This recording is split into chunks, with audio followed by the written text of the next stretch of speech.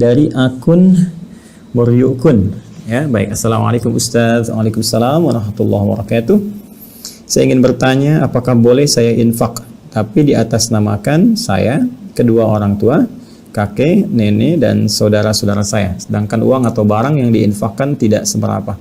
Terima kasih Ustaz. Ya, semoga Allah senantiasa memberikan keberkahan rizki kepada Anda, kelancaran dan kekuatan untuk beramal soleh dengan rizki yang Allah titipkan itu. Baiklah, hal yang pertama penting kita garis bawahi terkait dengan infak yang diatasnamakan lebih daripada satu orang atau penginfak itu sendiri.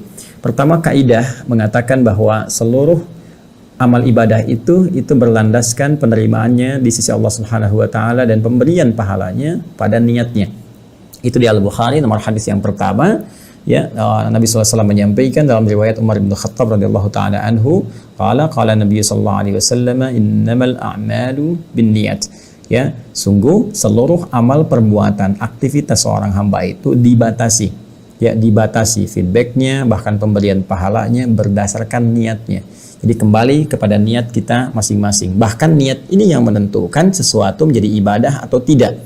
Ingat baik-baik. Sedangkan saat kita meniatkan, menunjukkan ibadah itu dilakukan karena Allah Subhanahu wa taala, ini yang menjadi dasar persoalannya. Apakah boleh kemudian itu diniatkan di atas namakan lebih daripada satu orang dari yang berbuat juga menyertakan orang-orang lain di sekitarannya. Maka kita bisa ambil contoh boleh dan tidaknya ini kembali kepada keterangan Al-Qur'an dan praktek yang dicontohkan oleh Nabi sallallahu alaihi wasallam, apakah langsung pada aspek ibadahnya atau ada ibadah lain yang identik dengannya dan bisa dikiaskan. Di antaranya kita bisa temukan dalam perbuatan Nabi Sallallahu Alaihi Wasallam. Misalnya kita ambil contoh dalam perbuatan kurbannya Nabi Sallallahu Alaihi Wasallam. Ya, ada di Abu Dawud nomor hadis 2810. Ya, ketika Nabi saat akan menyembelih itu mengatakan, Allahumma hadza anni wa amman lam yudahhi min ummati. Atau kadang beliau berkata, Allahumma taqabbal hadza min Muhammad wa ali Muhammad wa ummat Muhammad Sallallahu Alaihi Wasallam. Ya, beliau menyampaikan, ya Allah, mohon terima ini kurban dari saya. Ya, dan juga dari umatku yang belum sempat berkurban, yang tidak punya kemampuan berkurban. Ya, atau kadang-kala beliau mengatakan, ya Allah, mohon terima ini kurban dari saya, dari keluarga besar saya Muhammad sallallahu alaihi wasallam, dan dari umatku yang tidak punya kemampuan untuk berkurban. Jadi Nabi berkorban dengan satu atau beberapa hewan tertentu, ya, tapi di atas namakan bukan hanya untuk dirinya saja.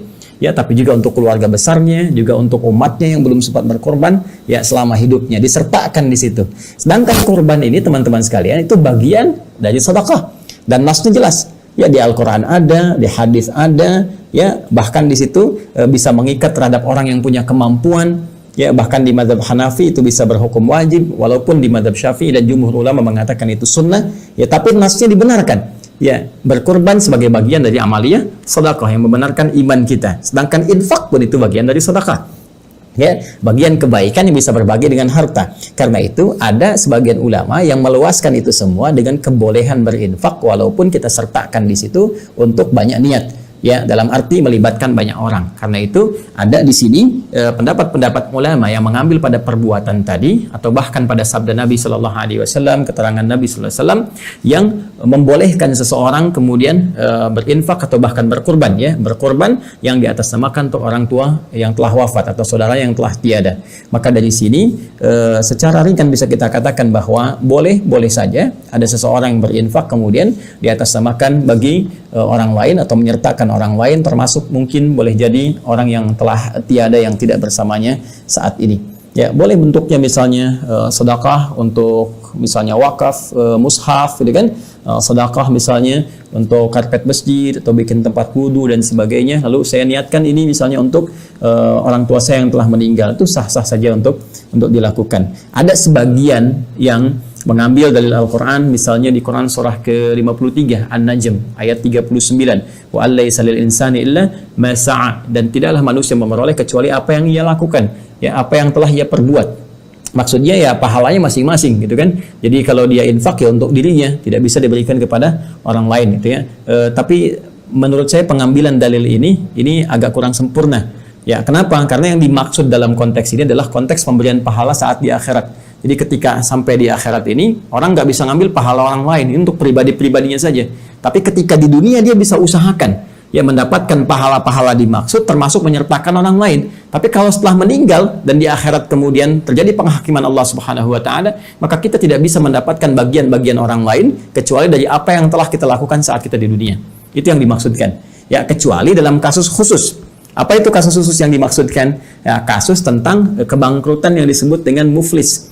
Ya, dalam hadis yang sahih di hadis Muslim dari riwayat sahabat Abu Hurairah radhiyallahu taala anhu, Nabi pernah menyampaikan kepada para sahabat ketika terjadi dialog ringan.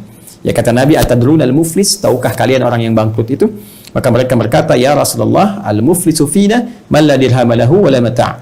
Menurut kami orang yang bangkrut itu orang yang sudah tidak punya uang sedikit pun, tak ada aset ya 1 sen pun. Ya, jadi nggak ada uang 1 sen pun, nggak ada dirham 1 sen pun kata mereka, kemudian nggak ada aset sedikit pun. Ya, secara teori ekonomi itu benar. Tapi kata Nabi, ya, al-muflisu min ummati, orang bangkrut yang termasuk mengaku dalam golongan umatku itu, umat Nabi Muhammad SAW.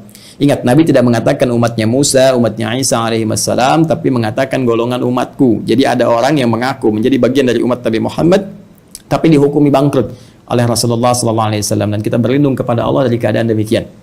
Ya, siapa mereka? Ya'ti yaumal qiyamati bis salatin. Datang di hari kiamat dengan pahala salat yang telah mereka kerjakan saat di dunia. Wasiyamin, mereka juga puasa. Wa zakatin, mereka berzakat dan seterusnya. Cuman sayang, wa ya'ti qad syatama hadza. Tapi mereka juga senang terbiasa mencela orang lain. Wa qadhafa hadza, menuduh orang lain. Ya, kemudian wa akala mala hadza, mengambil hak orang ya dengan cara tidak dibenarkan. Wa daraba hadza, senangnya berselisih. Ya, bahkan wasafaka dama hadza, ada yang menumpahkan darah. Maka yang terjadi tu'khadhu hadza min hasanati wa hadza min hasanati. Jadi kalau ada orang kemudian salat saat yang bersamaan dia mencela orang lain, ya, dan dia tidak mentaubati ini, tidak minta maaf dan bertobat kepada Allah, maka di akhirat berlaku pengadilan Allah Subhanahu wa taala. Ya, maka pahala salat yang telah ia kerjakan ini teman-teman sekalian akan dipindahkan kepada orang yang dicelanya tadi. Dipindahkan untuk menutup dosa celanya tadi. Ya, demikian seterusnya. Ya, kemudian dia puasa misalnya, dia juga fitnah orang lain, diambil pahala puasanya diberikan kepada yang difitnah itu. Fa in faniyat hasanatuhu, kalau habis kebaikannya, belum bisa nutup nih yang kurangnya. Ya, faturiha finnar, maka dilemparkan dia ke neraka untuk menutup segala dosa-dosa keburukannya ini. Sisanya, waliyadzubillah. Nah, itu yang sering diilustrasikan dengan oleh para ulama kekinian dengan transferan pahala, gitu kan? Jadi dia dapatkan itu dari orang-orang lain yang menzaliminya. Ya, karena itu kalau ada orang-orang yang menzalimi, sepanjang kita bisa memaafkan, ya haknya terkait dengan kita yang tidak terkait dengan materi-materi tertentu misalnya yang kita perlukan, ya kita bisa maafkan dengan izin Allah Subhanahu wa taala, sekalipun orang itu tidak meminta maaf, kita bisa maafkan. Nah, pemaafan kita kepada orang itu tidak menghentikan proses hukum dia di hadapan Allah Subhanahu wa taala sepanjang dia belum minta maaf kepada kita dan bertobat dari dosanya. Ya, jelas ya. Tapi keuntungan bagi kita akan ditutup kita oleh Allah sehingga kita tidak sibuk memikirkan dia. Jadi dihilangkan dari kita memori-memori tentang dia, tentang kesibukan macam-macam. Kita bisa sibuk dengan aktivitas yang kita kerjakan. Sedangkan orang itu masih terkait berkelindan. Ya, sehingga bisa berpeluang menambah dosa-dosanya. Jadi tidak ada rugi memaafkan orang lain. Ya, sepanjang itu bisa kita kerjakan dan tidak ada hak adami seperti utang dan sebagainya. Ya, bukan berarti dimaafkan utang lunas gitu. Utang tetap terjadi ya dan harus dilunasi. Dalam konteks ketika kita belum menganggap itu terbayar. Kalau kita menganggap itu lunas ya selesai. Gitu kan?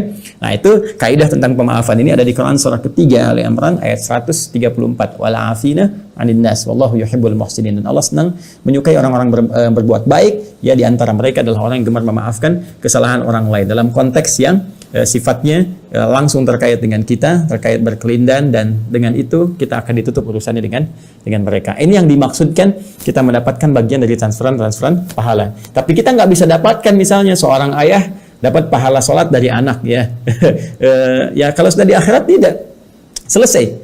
Ya, kecuali saat di dunia ya dia mendidik anaknya dengan baik, dia ngajarin sholat anaknya, kan? Ngajarin puasa anaknya, diajarin semua, dan ketika dia meninggal anaknya mempraktekkan. Nah, itu ketika dipraktekkan masih ada transferan pahala.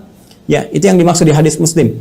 Ya, kullu amali ibni Adam in qata sairu amali, setiap anak cucu Adam itu terputus semua amalnya illa min thalas, kecuali 3 hal. Jadi antara 3 hal itu apa? Ilmin yuntafa'u bihi, ya, ilmu yang bermanfaat. Waladin salihin yad'u lahu, ada anak soleh kemudian yang berdoa. Wa shadaqatin jariyatin, ya, dan sedekah jariyah. Ilmu yang bermanfaat orang tua ajarkan kepada anak. Karena itu saya sering katakan, tolong Al-Fatihah misalnya di anak diajarkan oleh orang tuanya. Awal sholat diajarkan. Nanti ketika anak itu masih hidup dan dia mengerjakan itu, dia sholat, dia baca Al-Fatihah, itu pahala masih mengalir walaupun ayah ibu wafat. Tapi ketika selesai, anak selesai, orang tua selesai, dikumpulkan di akhirat, wa alaysa lil insani illa ma sa'a. Itu maksudnya. Maka nggak bisa transferan lagi. Tidak ada didapatkan oleh manusia, bapaknya tetap mendapatkan, sudah selesai. Dengan selesainya kehidupan itu selesai, nggak ada transfer pahala lagi, nggak ada ngalir lagi, selesai pada saat itu. Ya, maka masing-masing dihisab berdasarkan apa yang telah dikumpulkan itu. Jadi kalau kehidupan sudah berakhir, maka wa alaysa lil insani illa ma sa'a. Jadi dia tidak bisa mendapatkan apapun bagi manusia hasil dari pekerjaannya kecuali apa yang telah dia lakukan itu. Selesai sampai di situ. Ya, kecuali berdasar tadi keterangan yang dimaksudkan. Karena itu sepanjang kita masih hidup, masih kita punya peluang ya untuk bisa menambah pahala kita atau berbuat baik pada orang-orang sekitaran kita. Tadi dalam arti sepanjang saya masih bisa hidup, saya bisa bersedekah untuk niat orang tua misalnya yang telah meninggal dunia, atau bersedekah menyertakan keadaan orang tua kita. Ya, ini pendapat yang saya pilih, dan sekaligus kita menghormati juga jika ada yang berpedoman misalnya, oh, ini nggak bisa, tetap untuk sendiri saja, kita hormati. Ya, tidak usah berselisih, yang penting masing-masing memiliki dalilnya.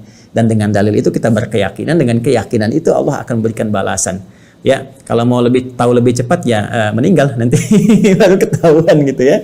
Sesuai dengan waktu yang masing-masing. Wallahu taala alam bissawab. Jadi secara singkatnya saya katakan boleh.